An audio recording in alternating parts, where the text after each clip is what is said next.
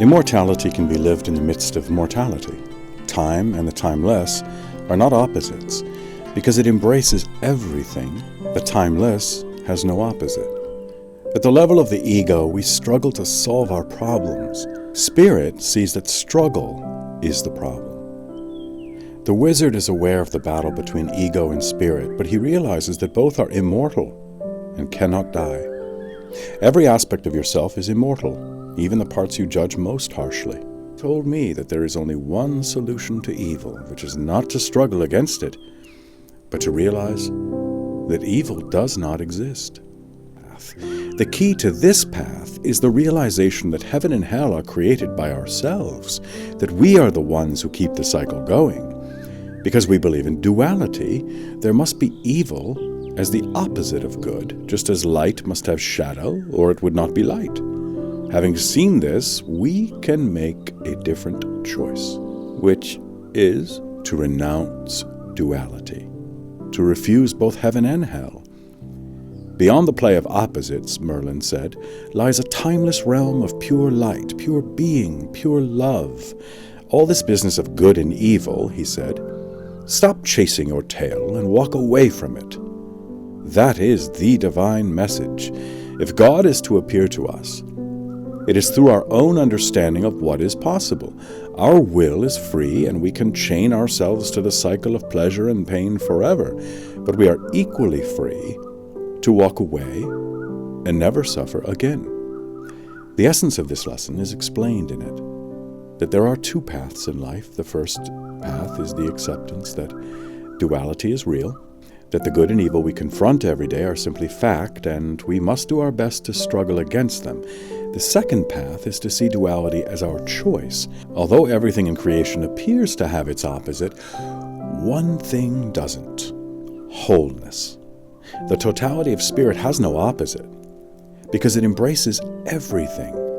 To choose the second path, you have to be willing to renounce your struggle against evil. This is the way of the wizard. There is no doubt that when we see evil, we react with fear and anger. From this reaction, struggle is born. And because people want evil to go away, the struggle seems to be legitimate. But what if fear and anger are the cause of evil? What if our reactions keep breeding the same cycle, which never ends? With these questions, the second way was born. It isn't that struggle is wrong, that we must submit to evil. But the end of evil is a serious matter, and wizards have stepped into the arena of discussion to propose that an end is possible, albeit not through the means we have used for so long. Living with the lesson. You cannot renounce the duality of good and evil as long as that is what you experience. A deeper experience, one that is beyond words, must replace it. Wholeness and spirit are only words until they become real to you personally. Reality always means experience. Therefore, the question is how to experience the realm of light that Merlin spoke of. Be patient with yourself. The fading away of duality takes time, Merlin said, and then unity will be born automatically. Because spirit is always beckoning, there are countless opportunities to come into contact with it. The first steps have already been marked out. Be willing to follow the clues of spirit. Meditate to find the pure silence within yourself. Know that the goal of spirit is true and worth pursuing. This lesson reinforces those steps, but it adds a new ingredient. As much as people complain about evil and struggle against it, evil has remained with us for countless ages. As a result, one can become very discouraged, like the man sealed in the hut. But he is named Will for a reason. Our free will is what allows us to break out of the cycle of good and evil. This is the promise held out in this lesson. The way of the wizard is compassionate, because it solves the problem of suffering as the light of spirit draws nearer. Lesson 19. Wizards never condemn desire. It was by following their desires that they became wizards. Every desire is created by some past desire. The chain of desire never ends. It is life itself. Don't consider any desire useless or wrong. Someday each one will be fulfilled. Desires are seeds waiting for their season to sprout. From a single seed of desire, whole forests grow. Cherish every wish in your heart, however trivial it may seem. One day these trivial wishes will lead you to God. Desires never end, no matter how many wishes come true, and at the same time, no single desire lasts long enough to allow us to put desire fully behind us. You are only human, and your nature is to want more and more, Merlin said. Desire is what leads you through life until the time comes when you desire a higher life. So do not be ashamed that you want so much, but do not fool yourself into thinking that what you want today will be enough tomorrow. It is obvious that desires never end, yet that has not stopped people, often very spiritual people, from trying to renounce desire. But in a wizard's eyes, there is no reason to cast judgment against desire. When you go out into the world, Merlin told the boy Arthur, you will seize a prize that all men want. This will turn thousands against you and lead you into years of strife to win your crown. But it is in God's plan for you to have desires. There is a mystery here, as always, that only the seeker will solve. Is desire good or evil or neither? I will give you a clue. To find out the true nature of desire, you must begin without judgment. Honor each and every desire you have. Cherish those desires in your heart. Do not struggle to get what you want. Trust that your higher spirit has put the desire inside you, and leave it to spirit to make your wishes come true. Merlin's speech on desire touches a nerve because we live in a society where people are able to have more and more material things.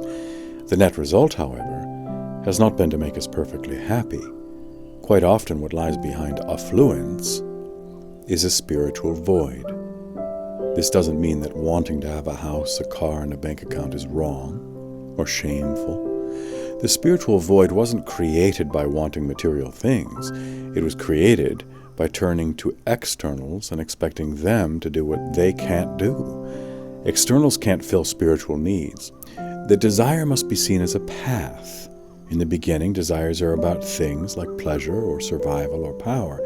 But in time, the path of desire leads beyond these gratifications. They are not baser desires, but earlier ones. Just as a child outgrows toys at a certain age, the desire for more and more will eventually lead a person into a natural phase where the desire for God becomes all important. Therefore, it is vitally important to come to terms with the nature of your desire, to realize that in the divine plan, all your desires are meant to come true. God isn't blocking you from having anything and everything you want. It is you who believe deep down that you don't deserve anything and everything. Such self-judgment creates blockages in the natural flow of life. But once they are removed, the path of desire becomes a joy because it is the shortest and most natural way to God. No desire is trivial because every desire has a spiritual meaning. Each is a small step leading to the day when you desire the highest fulfillment, which is to know your own divine nature. The most good you can do for the world is to become a wizard. It was the last day they would spend together. The boy Arthur stood by the side of the road that led out of the forest. Looking over his shoulder, he searched for Merlin's glade, but it was no longer there. A thick patch of woods had grown overnight, swallowing up the glade, and with it the opening to the crystal cave. Arthur felt a pang, knowing that this loss would be felt by all mortals, not just himself. Roads are the sign of the wizard. Or did you know that? No. Then remember what I say. A wizard is one who teaches by walking away. And when you can walk away yourself, you will be a wizard. Although you may fancy that you own a part of this earth, in fact, you only walk it. In spirit, you are the dust on the road, the restlessness in the wind. You mortals build homes to protect yourselves from the world. To a wizard, home is this moment. And moments are always moving. On the road of time, Arthur said, finishing the sentence for him. He knew much of what Merlin had to teach by heart. Yes, Merlin agreed. They both fell silent. The boy glanced out of the corner of his eye to see if Merlin was saddened or at least bemused by their parting. He was neither. I see you don't quite believe me, Merlin said, but walking away from me really is the greatest gift I can bestow upon you. And with that, the boy's unwilling feet started to move. There was a bend in the road 100 yards away, and every step Arthur took toward it seemed to change him a little. The years he had spent with Merlin began to fade into a dream, while his curiosity about the world increased. By the time he reached the bend in the road, he couldn't wait to see what lay around it. All the action and desire of a world that he'd never known became something he had to be a part of. Now his feet were flying in their eagerness to get out of the forest. The very image of Merlin faded from his mind until only a lingering voice remained, saying, I have led you into the secret places of your soul. Now you must find them again, this time by yourself. In a moment, this voice too faded away. The boy passed the bend, kicked up a puff of dust, and smiled. He suddenly knew that every time he saw a road, he would think of Merlin. Understanding the lesson. Walking a road is a sign of detachment, and wizards teach that in detachment lies true freedom. A free person lives in spirit, just as a wizard does, and is able to do far more good than can ever be done outside spirit. This viewpoint isn't yet acceptable in society because you and I and everyone we know have been conditioned to believe otherwise. We are attached to everything and believe that attachment is what makes our lives work. Our sense of attachment begins with our relationship to this earth. Mortals, the wizards say, are under the illusion that they own the world or control its fate. As the wizards see it, the world has a spirit that oversees our welfare. We live sheltered within her spirit and are allowed to shape our own fate. But spirit can never be owned or controlled. That depends. Spirit cannot be destroyed. And if you come to see yourself as a spirit, you will join with the spirit of this earth. The alternative is to ignore spirit, and if you choose that way, you will have no regard for the earth. Her pain will seem remote to you. Merlin pointed to a large rock. Kick it, he said. Arthur did as he was told. Ow! He winced. Strange, commented Merlin. The rock got kicked, but you're the one who cried out. What's strange about that? Grumbled Arthur, half suspecting that the wizard had made him kick the rock harder than he'd planned. This was a lesson about spirit. When you kicked the rock, it was yourself you hurt. The rock didn't protest because the earth never does. She is secure in her spirit. Security in spirit is what the earth has to teach you mortals. But if you become enraged at your injury, which the rock merely gave back to you, you will be tempted to ignore spirit. You will want to crush the rock, destroy it, and turn it into your uses, all because the earth is kind enough not to cry out when you kick her. Living with the lesson. The wizards do not discourage doing good. Detachment isn't the same as indifference. When you see suffering, go and relive it, Merlin said, but make sure you don't come away with the suffering sticking to you. This advice aims right at the heart of compassion. The root of the word compassion is to suffer with, and that is the way most of us interpret it. We assume that a compassionate person has taken on the suffering of another, but if that were true, then compassion would double the suffering of the world, not relieve it. True compassion is not negative. One is able to feel another's pain but remain secure in spirit. The earth behaves toward us like that. Although the drama of human affairs is played out on the earth's stage, shedding our blood in her fields and building wealth on her shores, she is detached. The forests, fields, shores, and mountains don't rise and fall because of this. If you don't accept that the earth has a spirit, this detachment becomes indifference. In the name of indifference, the earth is being despoiled.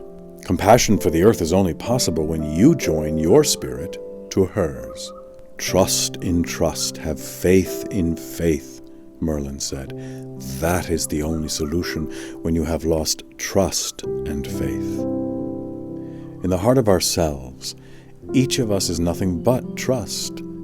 Being and love are also innate parts of ourselves, but it is trust that allows us to breathe easy, to accept the earth spirit as our own. And the technique for remembering this is as simple as the technique for remembering anything else. Allow yourself to stop believing that struggle is the answer. Appreciate in silence the life that is meeting you at every moment. With this silent acceptance comes the tremendous energy that is hidden in the present, and in that energy are abundance, peace, intelligence, and creativity.